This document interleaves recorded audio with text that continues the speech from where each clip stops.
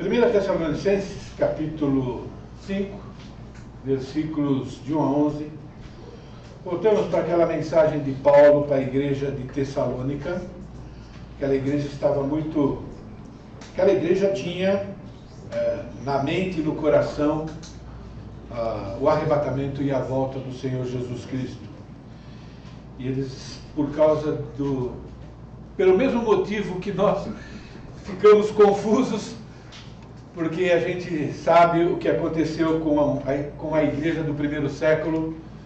Então eles estavam passando por aquilo, eles estavam passando por perseguição, estavam passando por sofrimento, estavam passando por torturas, estavam vendo irmãos morrendo por causa do Evangelho. E eles falaram, então, nós estamos passando pela tribulação agora. Então Paulo, inspirado por Deus, lógico, e também para nos ensinar, escreveu isso para eles. Então esse tipo de confusão faz parte da nossa vida mesmo. Por isso que Deus nos deu a palavra dele para corrigir. Ele diz assim: irmãos, relativamente aos tempos e às épocas, não há necessidade que eu vos escreva, pois vós mesmos estáis inteirados com precisão. Então eles já tinham as informações. Paulo já tinha ensinado, eles já tinham também o Antigo Testamento, mas ele está dizendo, olha, vocês estão inteirados com precisão que o dia do Senhor... Então veja bem, agora o Novo Testamento pega emprestado esse termo lá do Antigo Testamento, o dia do Senhor. Lembra que nós vemos em Jeremias e em Malaquias o que é o dia do Senhor? É o dia da vingança. A gente canta aqui, né?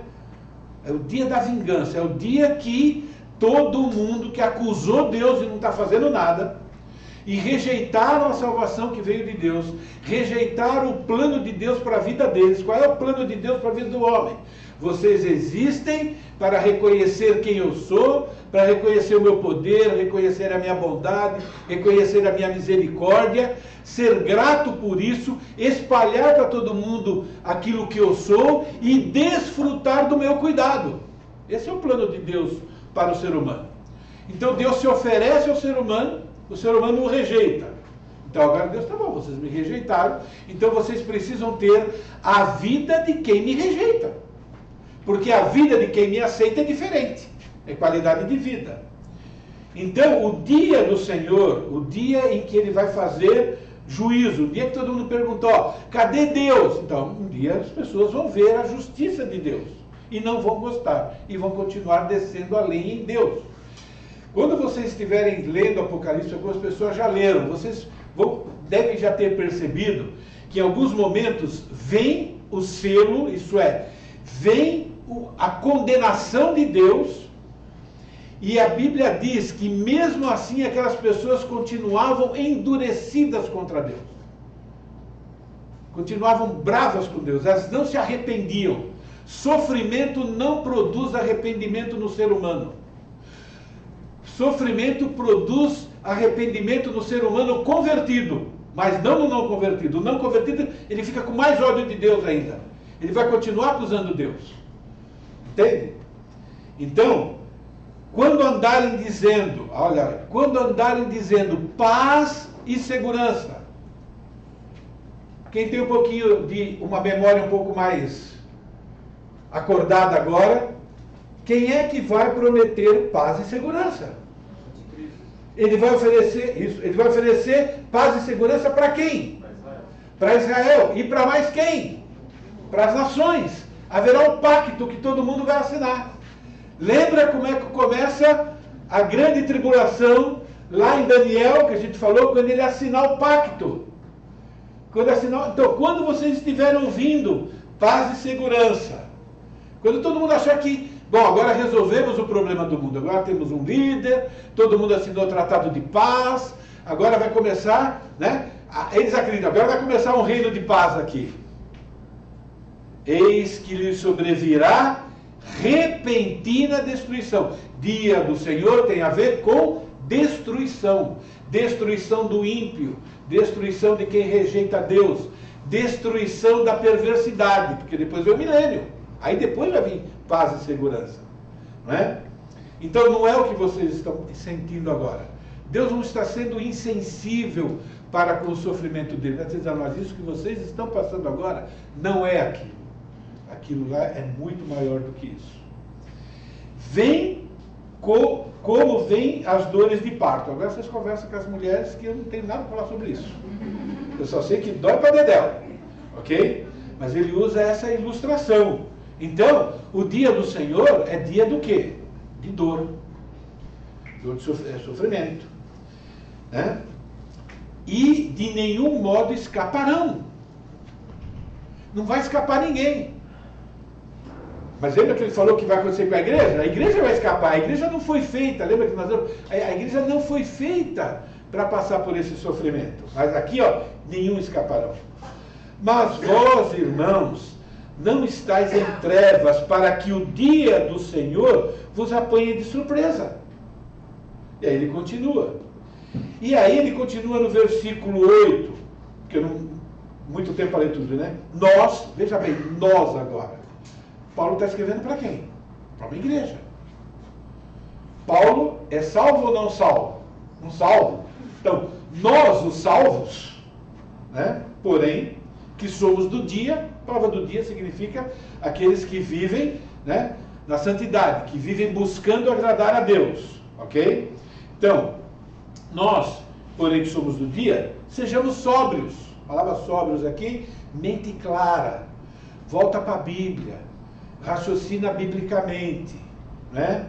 Revestindo-vos da couraça da fé. Nós somos da fé, não somos daqueles que retrocedem. O que é fé? A fé, irmãos, ela não é subjetiva. Quando a Bíblia fala de fé, ele está falando de Deus. Como é que nós conhecemos Deus? Através da instrução. Fé significa sempre instrução. Nós somos daqueles que ouvem Deus. Da árvore do bem e do mal eu não vou comer, porque nós somos da fé.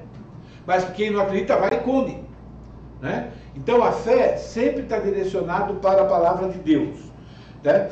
Então revesti-vos da fé, reveste da palavra de Deus, das verdades bíblicas, não é? E do amor, porque a fé é manifestada através de ações, né? Quem ama a Deus demonstra o seu amor por Deus através de ações. Quem ama o irmão demonstra o amor que ele tem através de ações. Então, amor aqui é ação, né? Tomando como capacete a esperança da salvação. A palavra esperança nunca é será. Quando você ouve a palavra esperança, você tem que lembrar quando vai ser. Porque a nossa ideia de esperança é talvez, né? Não, a ideia aqui, ó, é a certeza da salvação. É quando vai acontecer. E aqui a certeza da salvação significa o último ato da salvação. Qual é o último ato da salvação? Classe. Quando é que a salvação vai estar completa? No arrebatamento, corpo glorificado. Ali não acontece mais o pecado. Ali que a gente vai estar livre da presença do pecado. Livre de tudo. O pecado não tem mais efeito, né? A gente não vai ser mais tentado.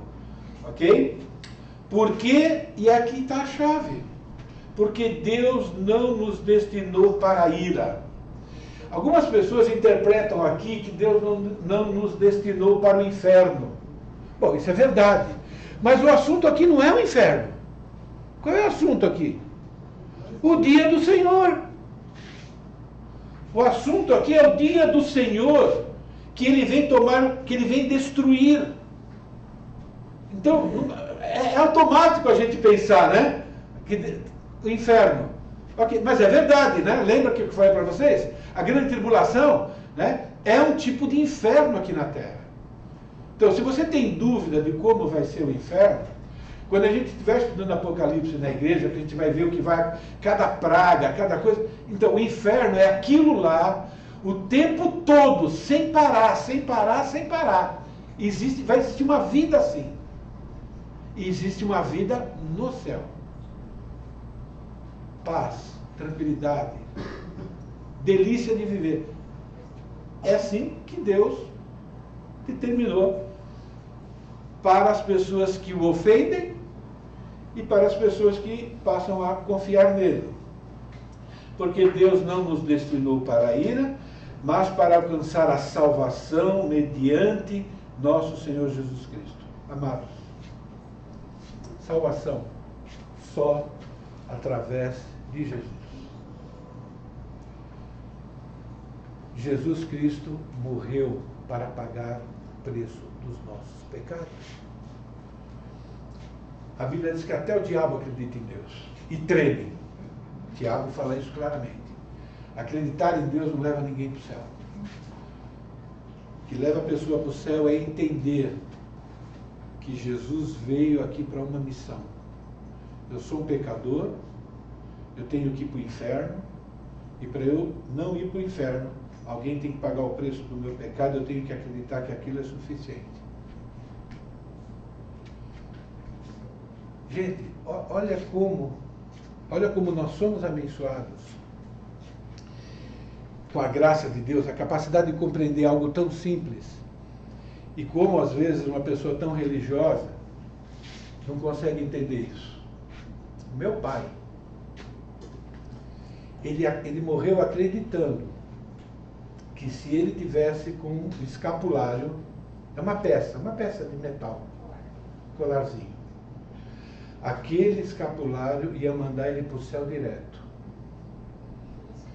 Ele acreditava nisso. Ele não conseguia acreditar que se ele acreditasse só em Jesus, ele ia para o céu direto. E ele falava, mas isso é muito fácil. Eu falava para minha esposa. Tipo, é muito fácil, é só acreditar. E ele conseguia fazer a mesma coisa de uma corrente. E ele não percebia isso. E não é porque ele era burro. É porque Deus decidiu não derramar graça sobre ele. Eu vou falar com Deus sobre isso? Quem sou eu? Eu fico triste. Não é? Eu não sei quem é você aqui hoje. Eu só sei que você tem responsabilidade, porque Deus diz que tem. E ao mesmo tempo tem a graça de Deus. Em Jesus. Só através de Jesus é que o nosso pecado de ofender Deus é que é tirado. Ele pagou o preço. Porque precisava um Deus morrer no lugar de um ser humano pecador. Porque o ofendido foi Deus. Que morreu por nós. Para que, quer vigiemos ou durmamos, vivamos em união com Ele. Cristianismo não é religião. Cristianismo é relacionamento com Jesus. A pergunta é, estou agradando a Jesus ou não estou agradando a Jesus? Tem gente que vai para uma igreja batista que nem a gente e faz o que um católico faz. Vai lá, entra, faz a sua oração, sua reza, canta, ouve e vai embora, como se cumpriu um ritual. Durante a semana ele não está preocupado. Peraí, o que eu estou fazendo agrada a Deus? Não agrada a Deus? Eu entendo que eu tenho um Salvador que morreu no meu lugar e eu vivo aqui para agradá-lo, para dar bom testemunho. Não, ele cumpriu um ritual. Tem muita gente com carimbo batista que vai para o inferno. Pense nisso. É relacionamento. Não é? Nós temos uma união com Cristo e a gente vive para agradá-lo. Como a salvação é de graça, a prova que a minha salvação é de graça é demonstrar essa gratidão, está na minha mente o tempo todo, porque o Espírito Santo faz isso. E ele termina, consolai-vos uns aos outros e edificai-vos como estão fazendo. Isso é, a vida cristã vai continuar com luta, então a gente vai precisar de consolo, de ânimo, de desafio, falsas doutrinas aí no meio, edificai-vos. A doutrina é que edifica. E o envolvimento uns com os outros. Está fora da doutrina no estilo de vida? Vamos conversar com as pessoas e vamos manter o povo, né, caminhando junto. Então, dia do Senhor tem a ver com o quê? Repentina destruição. Tem filhos da ira. Né? Tem os filhos do dia. Paz e segurança. Tudo a ver com o que significa a grande tribulação.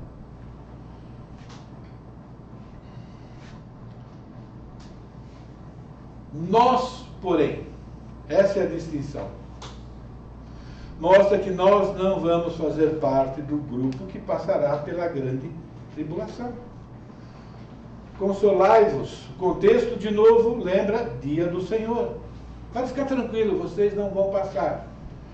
Deus não está dizendo que é pouca coisa aquilo que eles estão passando, mas está dizendo, vocês não vão passar por aquilo que é terrível.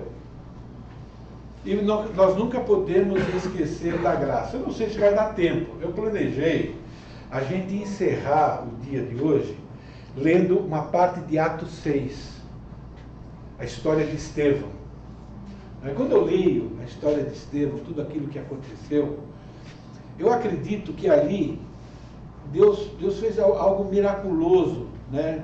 Estevão, que aquilo que ele passou, vamos dizer assim, né, foi muito minimizado por Deus. Não é que ele não sofreu, entende o que eu quero dizer? Ele sofreu aquilo que ele precisava sofrer para prover, para dar um bom testemunho, né, para servir e para ele mesmo entender, olha, quem é esportista diz, cuidado, é uma ilustração, tá bom? Nunca passei por aquilo e nem quero. Mas os esportistas dizem que tem uma dor que é um tanto quanto, não é tão ruim assim. Não sei, é uma dor que produz um certo prazer, né? Não é aquela, né? Eu creio, né, que Deus no momento, né, nessa proteção dele, algo acontece no corpo do ser humano providenciado por Deus, que é chamado poder, que é chamado graça, que ele suporta aquilo, né, sendo sofrimento ao mesmo tempo, mas ao mesmo tempo animado, dizendo, estou fazendo o que precisa fazer, com satisfação. E essa pessoa não é aquela que fica se chicoteando por causa do pecado, né? Vocês entendem? Nós não temos capacidade, irmãos, de saber o que é graça, a não ser quando a gente experimenta a graça de Deus, o poder naquele momento. Por que eu estou falando isso para vocês e para mim? Não precisamos ter medo. Se Deus quer que a gente passe por momentos de sofrimento antes de sermos arrebatados, não fica preocupado com isso. Porque Paulo diz que a graça de Deus foi suficiente para ele. E ele foi chicoteado 3 vezes, 40 menos uma, nem lembro qual era, não importa. Então, gente, o chicote romano não era, entende? E ele aprendia a viver contente. Isso é graça, isso é sobrenatural. Entende? Ele não era masoquista, ele era um ser humano muito mais normal do que todos nós aqui, porque ele estava mais perfeito do que eu em todos os aspectos. É muito importante nós aprendermos a entender que nós temos um Deus sobrenatural e a vida cristã é sobrenatural em todos os aspectos. Mas o sofrimento faz parte da vida cristã, porque prova o nível da nossa lealdade a Deus. E não dá para afastar dessa realidade. 1 Tessalonicenses capítulo, 2 Tessalonicenses 5, de 1 a 10. 2 Tessalonicenses 1, 5 a 10. Sinal evidente do reto juízo de Deus, para que sejais considerados dignos do reino de Deus, pelo qual, com efeito, estáis sofrendo. Então, de novo, lembra? O Novo Testamento foi escrito para uma igreja em sofrimento, uma igreja que era perseguida por causa do Evangelho, ok? Se de fato é justo para com Deus que Ele dê em paga tribulação aos que vos atribulam, então veja bem, aquele povo lá estava sendo atribulado, o povo de Deus está sendo perseguido, e ele está dizendo que Deus é justo diante de Deus depois, trazer tribulação para aquelas pessoas que estão perseguindo a igreja. Nosso Deus é um Deus justo, né? Então ele diz, olha, vamos voltar aqui, né? Se, de fato, versículo 6, é justo para com Deus que Ele dê em paga tribulação aos que vos atribulam, e a vós outros que sois atribulados, alívio juntamente conosco, quando do céu se manifestar o Senhor Jesus Cristo, com os anjos do seu poder, em chama de fogo, tomando vingança contra os que não conhecem a Deus e contra os que não obedecem o Evangelho do nosso Senhor Jesus Cristo. Você vê aqui ele afirmando claramente que agora vocês estão sofrendo, não é a grande tribulação ainda, E é justo essas pessoas que estão fazendo vocês sofrerem ter um momento em que eles agora vão sofrer porque fizeram isso com vocês, e vocês agora vão fazer o quê? Livre. Agora vocês vão estar tranquilos. Agora vocês vão estar livres desse sofrimento. Lembra quando a gente começou a ensinar sobre a grande tribulação? Qual é o propósito da grande tribulação? Resgatar Israel, mas também punir as nações que rejeitaram o Evangelho e perseguiram a igreja. Por isso que a igreja não vai estar aqui. O próprio texto diz, agora é a vez deles. Vocês agora estão passando por um sofrimento por causa do Evangelho, por amor a mim, por amor a Jesus. Vivem num mundo que odeia a Deus, vocês amam a Deus, então vocês são inimigos, eles vão perseguir vocês. Mas a grande tribulação é algo terrível, que vai ser também uma vingança pela perseguição que vocês sofreram. E naquele momento vocês vão estar aliviados, por causa do arrebatamento. Estes sofrerão penalidade de eterna destruição, serão banidos da face do Senhor e da glória do seu poder, quando vier para ser glorificado nos seus santos e ser admirado em todos os que creem, naquele dia. Entende? Isso foi escrito, irmãos, para nós. Então esse texto mesmo mostra, né, que tem uma tribulação reservada para um grupo de pessoas, e quando chegar a vez desse grupo de pessoas que são os descrentes, para nós, agora, alívio juntamente conosco. Então nós não vamos passar pela grande tribulação. Então a segunda vinda propriamente dita é o juízo daqueles que não conhecem a Deus, não é? Cristo vem em chama de fogo, ele vai tomar vingança. Então quando ele pisar aqui, né, no planeta Terra, né, as nações vão estar todas querendo matar os judeus, liderados pelo anticristo. Eles já sofreram bastante, não aprenderam ainda o suficiente, ainda querem destruir Israel, né? Então aí Jesus, agora a gente já foi arrebatado, depois a gente vai estudar o que vai acontecer conosco lá no céu, tribunal de Cristo e tudo mais. A gente desce aqui com Jesus, ok? E ele fulmina as pessoas. Deus está punindo aqui os que estão, nesse texto aqui, Deus vai punir aqueles que estão atribulando os salvos. As coisas que fizeram contra os salvos vão ser todos juntados aqui, e aquela punição mostrando Deus existe, Deus é justo, e depois ele instaura o reino dele. E ele afirma que os tessalonicenses seriam poupados, versículo 7. A vós outros, hoje que sois atribulados, naquele período, alívio juntamente conosco. Outro texto, continuando, 1 Tessalonicenses 2, de 1 a 17. Segunda, obrigado. Irmãos,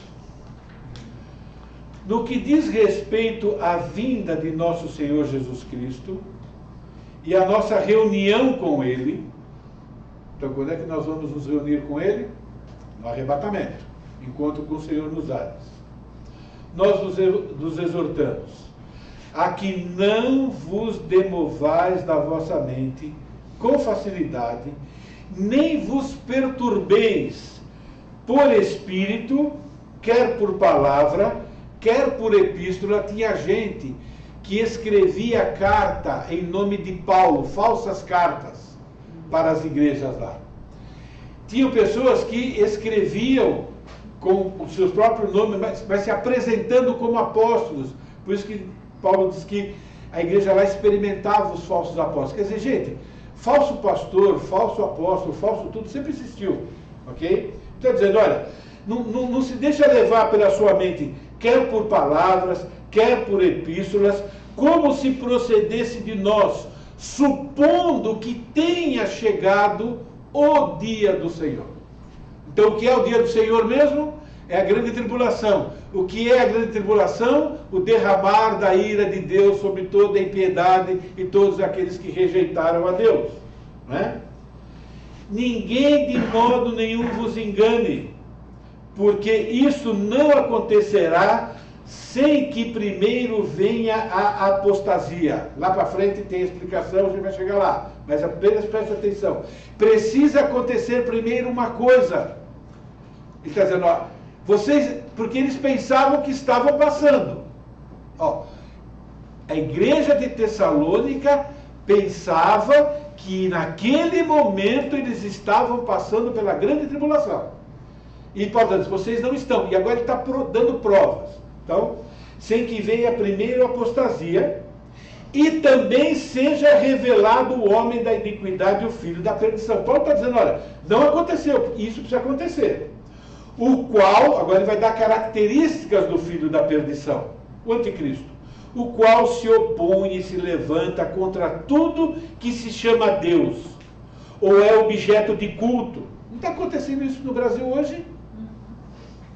Se você falou que aquilo que você acredita é baseado na Bíblia, pronto. Entende? Na escola você não pode defender, né, a sexualidade bíblica, porque eles vão falar que isso tem a ver com religião. Mas eles podem defender a teoria deles. E no caso deles não é religião. Vocês entendem? Então tudo se levanta, né, contra Deus, contra o plano de Deus, né? Então, deixa eu retomar aqui no versículo 4. O qual se opõe e se levanta contra tudo que se chama Deus, ou é objeto de culto, a ponto de assentar-se no santuário de Deus, ostentando-se como se fosse o próprio Deus. Então, isso aqui, as pessoas transportam isso para Apocalipse, eu acredito que é isso mesmo, quando no meio da grande tribulação, ele rompe o pacto com Israel, ele entra no templo e lá ele profana o templo. Então tudo isso tem que acontecer, né? A gente vai estudar isso de maneira mais clara para frente, mas só já apontando, não é? Versículo 5. Não vos recordais de que, ainda convosco, eu costumava dizer-vos essas coisas? Então Paulo está dizendo, olha, eu, Paulo, quando estava aí no meio de vocês, eu já ensinei isso para vocês. Não é coisa nova. E agora, interessante, né, irmãos? Escatologia faz parte de toda a doutrina da palavra de Deus, tão importante como qualquer outra.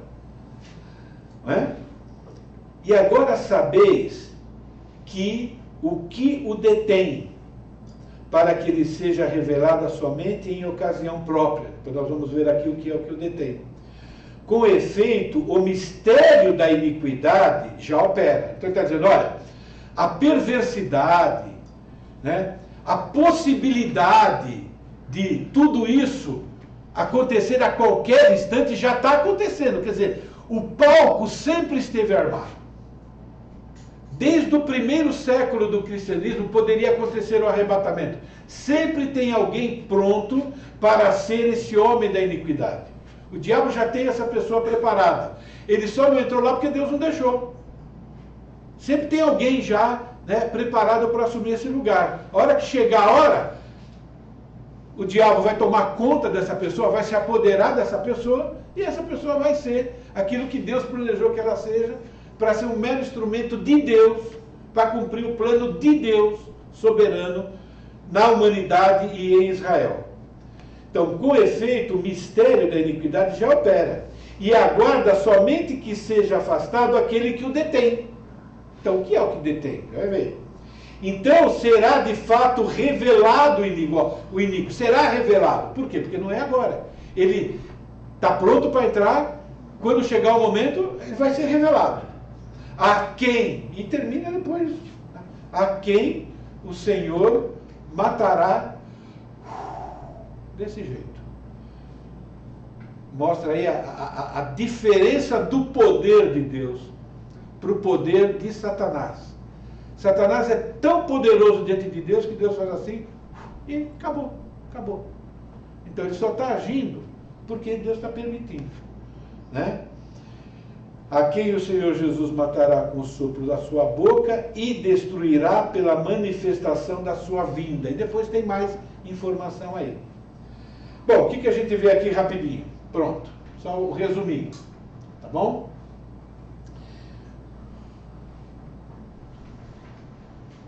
Deixa eu voltar aqui um pouquinho. O pessoal de Tessalônica está preocupado, eles estão achando que já está acontecendo a grande tribulação. Eles supunham que tinham chegado. A mensagem de Paulo a Tessalonicenses é dizendo o seguinte, ó, o dia do Senhor ainda não chegou. Por quê? Porque a apostasia não aconteceu. Quando a gente lembra de apostasia na língua portuguesa, você lembra do quê? Abandono da fé. Não é isso? Okay? Mas a palavra, ela não significa isso só. Essa palavra significa separação. Então, pode ser separação da fé, ou pode ser separação de qualquer outra coisa. Essa palavra vem com um artigo, né? A apostasia. Essa palavra significa a separação. Qual é o assunto?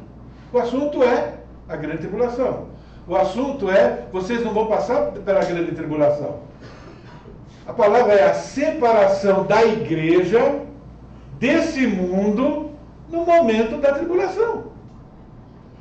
Qual é a definição da igreja? A palavra igreja significa o quê? A palavra igreja significa aqueles separados para fora. Nós fazíamos parte da sociedade pecaminosa, nós éramos todos pecadores. Não conhecíamos Jesus, vivíamos como eles. Nós ouvimos o Evangelho e Deus nos salvou. Então agora ele tira a gente do estilo de vida dessa sociedade para viver ao lado da sociedade, para que elas possam ver agora um novo estilo de vida, os separados. Ok? Agora a gente vai ser separado daqui da terra também. Entende? Isso que significa aqui separação. A melhor tradução seria talvez, né? Sem que venha primeiro a separação da igreja do mundo. E a separação acontece através do arrebatamento. Não é? Então isso é muito importante. Então, apostasia é essa palavra, né? Se você pegar a palavra tecnicamente, significa o seguinte, ó. Separar um grupo de um outro, tá bom? Para longe do grupo, para estar longe daquele grupo. Então, eu separo esse grupo para estar longe daquele grupo que estava. Então, nós estamos no planeta Terra, é um grande grupo. Eu pego esse grupo chamado igreja e separo ele desse grupo. A separação, qual que é? O arrebatamento. É isso que significa. Então, afastar do quê? Afastar do dia do Senhor. Afastar do que vai acontecer aqui no planeta Terra. Por isso que somos, né, pré-tribulacionista. Né? Então, é o próprio arrebatamento. Então, quer dizer, olha, só vai acontecer quando a igreja for afastada daqui. O segundo argumento que Paulo usa. Tá bom? Está ali. Tá bom? Então, ó, longe de estar junto. O resultado é isso aqui, ó. A ideia é, só vai acontecer, né, o arrebatamento quando a gente estiver longe de estar junto da grande tribulação. Faz sentido isso? Só quando a gente estiver bem longe de estar junto da grande tribulação é que vai acontecer a tribulação. Longe, né, de permanecer aqui. Quando estiver longe de permanecer, é uma redundância. Né? A ideia é, quando você estiver longe daquilo que vai acontecer aqui, então aí é que vai acontecer. O que está impedindo a grande tribulação somos nós mesmos, a igreja. Porque não pode acontecer junto. O homem da iniquidade é o anticristo. Tá bom? Daniel, capítulo 9, eu apontei isso para vocês. Depois de 62 semanas será morto ungido e não estará. Um povo de um príncipe que há de vir destruirá a cidade e o santuário. Já aconteceu, anos 70. Jerusalém foi destruída, o santuário também, e o seu fim será num dilúvio. Jerusalém foi arrasada, e até o fim haverá guerras, desolações são determinadas. Ele fará firme aliança com muitos por uma semana. Então, o homem da iniquidade vai fazer uma aliança com muitos, incluindo Israel. Né? Então, é um líder espiritual, reconhecido por Israel, provavelmente vai ser reconhecido como Messias, então ele vai ser reconhecido como um líder político, como um líder espiritual, e na verdade, né, é o anticristo. Então Paulo está dizendo, não aconteceu, isso não aconteceu, não tem pacto com Israel, Israel não fez pacto com ninguém, o mundo não tem pacto com ninguém, quem está dominando vocês ainda é Roma, né? E aquele que o detém, tá bom? Aquele que o detém ainda está no mundo. Tem alguém no mundo que está detendo o acontecimento da grande tribulação. Aquele que o detém, alguns afirmam que pode ser a ação do Espírito Santo quanto a limitar a extensão do pecado. Né? As pessoas perguntam, vai haver salvação durante o milênio? Durante a tribulação? Por quê? Porque as pessoas dizem, a igreja é a habitação do Espírito Santo, o Espírito Santo é que convence do pecado, da justiça e do juízo, né? Então, se for o Espírito Santo, não vai acontecer o arrebatamento, não vai acontecer salvação, porque o Espírito Santo não vai agir. O Espírito Santo, ele tem várias funções. Uma das funções é convencer o mundo do pecado, da justiça e do juízo. Então o Espírito Santo vai continuar agindo no mundo como sempre agiu. Né? Mas também um dos papéis do Espírito Santo é impedir a propagação do pecado. O mundo hoje ele está sob o controle do Espírito Santo. Por que as pessoas não apertam um botão para a destruição do mundo? Por que o mundo não está pior? O mundo não está pior porque Deus está agindo. Porque se deixar o homem por conta própria, nós já sabemos aquilo que o homem é capaz de fazer. Não é? Baseado em Gênesis 3, nós temos um texto bem interessante aqui, né? O meu espírito não agirá para sempre no homem, pois este é carnal e os seus dias serão 120 anos. Então mostra que existe uma ação do Espírito Santo, inclusive na vida do não salvo.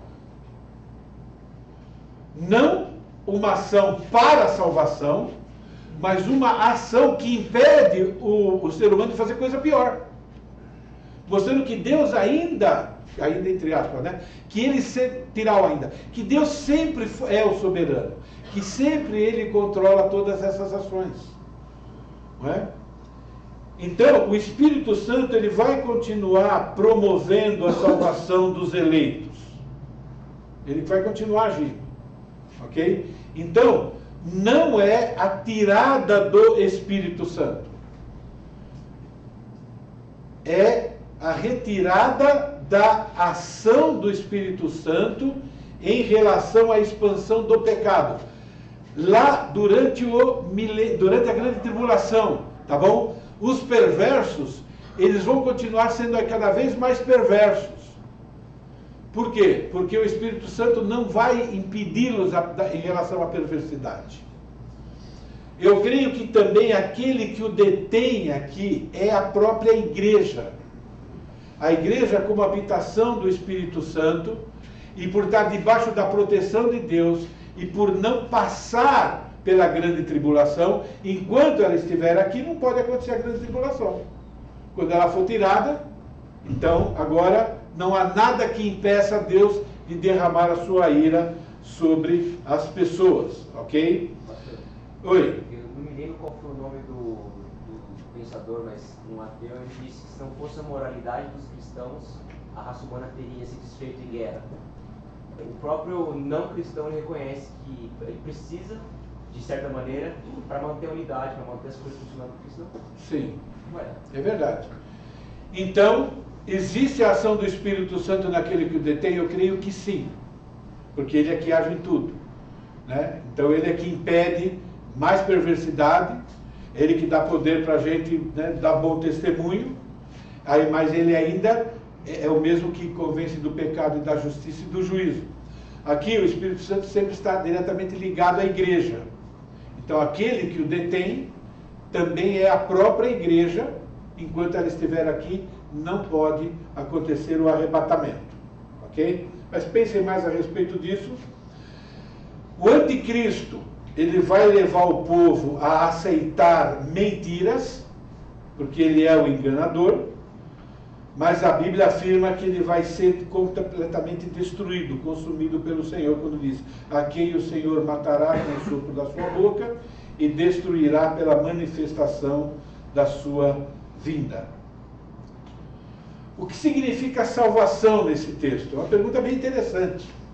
2 Tessalonicenses 2,13 diz: entretanto, devemos sempre dar graças a Deus por vós, amados, irmãos amados pelo Senhor, pois Deus nos escolheu desde o princípio para a salvação, pela santificação do Espírito e fé na verdade.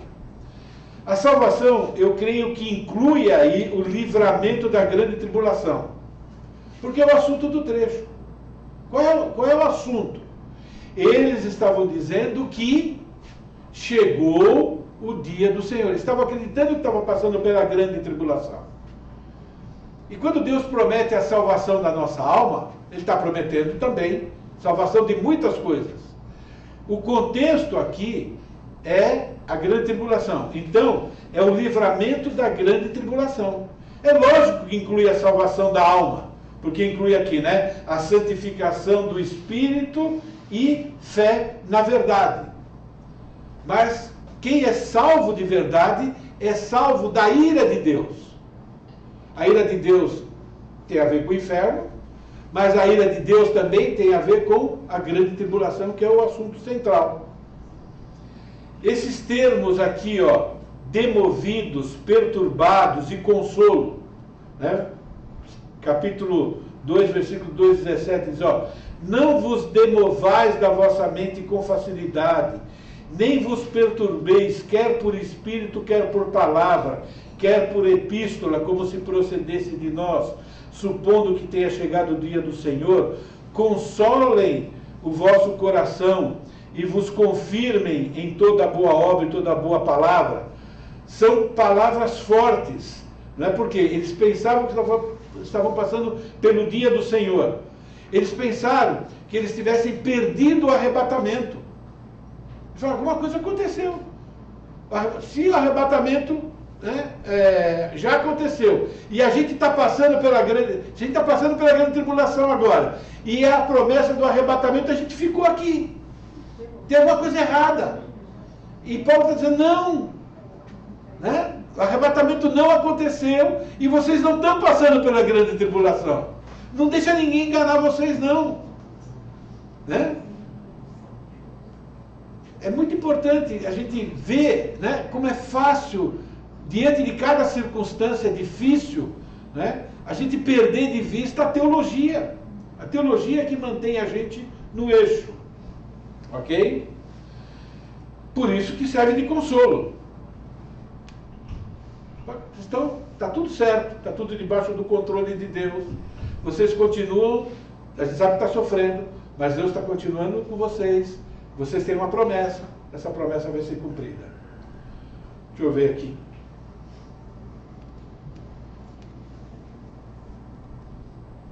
Apertei o botão, ele não devia ter apertado.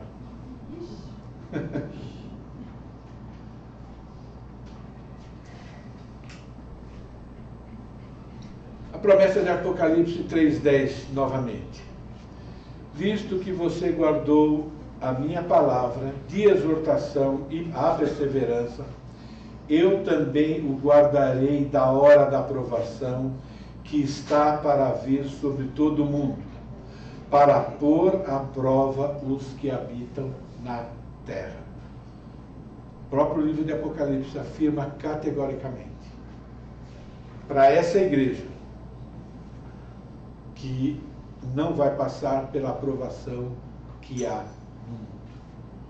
As 7 igrejas representam as igrejas que estão aqui no planeta Terra.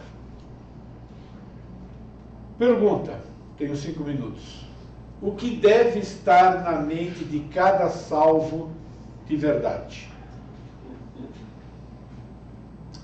Como a certeza de que não estar passando pela grande tribulação, mas estar sofrendo terríveis perseguições, injustiças, torturas, assassinatos, pode produzir consolo e alegria inabalável no meio do sofrimento. Pense nisso. Aquela igreja, ela continua vendo irmão morrendo, pai morrendo, ela continua vendo, sofrendo aquela injustiça social, continua sendo perseguida, continua passando necessidade física. E Paulo está dizendo, isso que eu estou ensinando para vocês vai produzir consolo. Como é que pode? Depois do intervalo a gente vai continuar falando um pouco sobre isso, relembrando coisas de ontem.